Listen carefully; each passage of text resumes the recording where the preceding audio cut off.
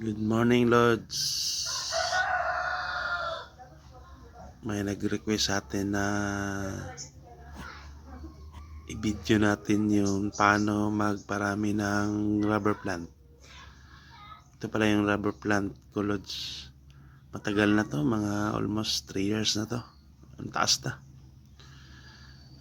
May nag-request sa atin na isang followers na paano ito paramihin. Gaya ng dati, Lods. Ito yung ginagawa ko.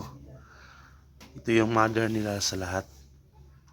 Paano ito siya paramihin. Ito pala yung scientific niya, Lods, is Hibia brasiliensis o tinatawag na rubber plant.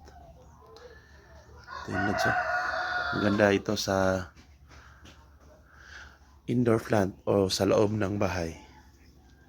Siyempre, may mga 2 tips paano ito siya paramihin, Lods. May sa tubig.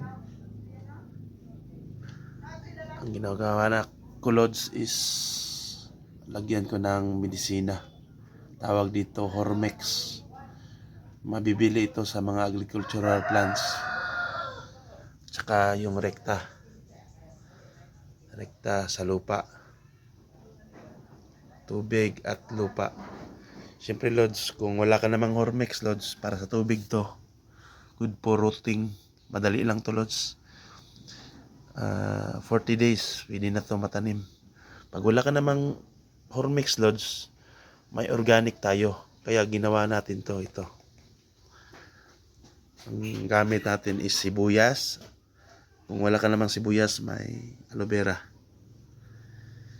Yes, Lods, ito yung gamit natin. First, guys, kunin natin to. Ito yung gawin natin. Yun. Kunin natin ito, guys. Magugulang na, yung mga gulang na ano. Ito, guys.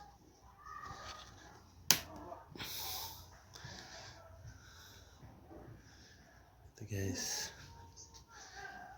Kunin natin to. Ito, guys. Gulang.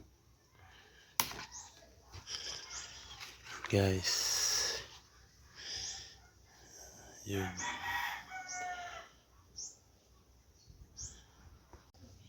Guys, ito po yung Hormex, guys. Buksan natin. Kunti lang, guys.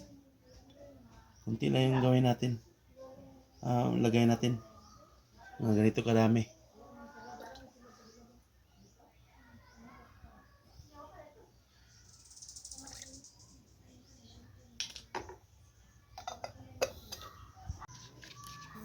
Tsaka, guys, ilagay natin to, guys.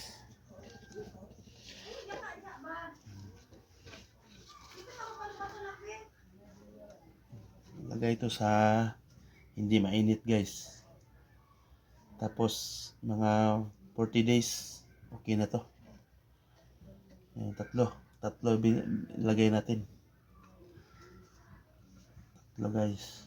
Tatlo. Dapat hindi sa mainit, guys, na lugar.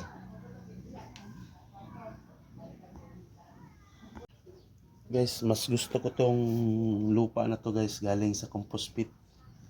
Ito yung gusto ko kasi mataba. Tsaka lang, madali lang to. Gawin mo, guys, aloe vera. Ito, guys, aloe vera. Papahid mo lang to, guys. Kung wala ka namang Hormex, guys, ito yung gawin mo, aloe vera. Tapos ganito, guys, pagtanim.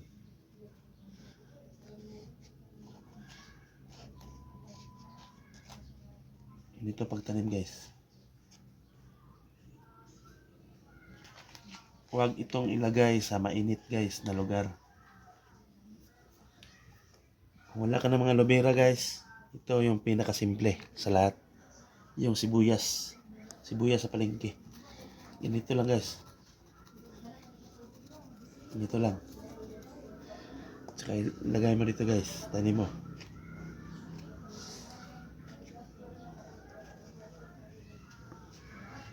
Yan.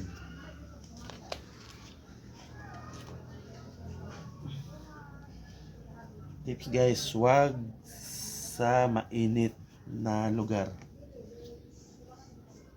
Thank you.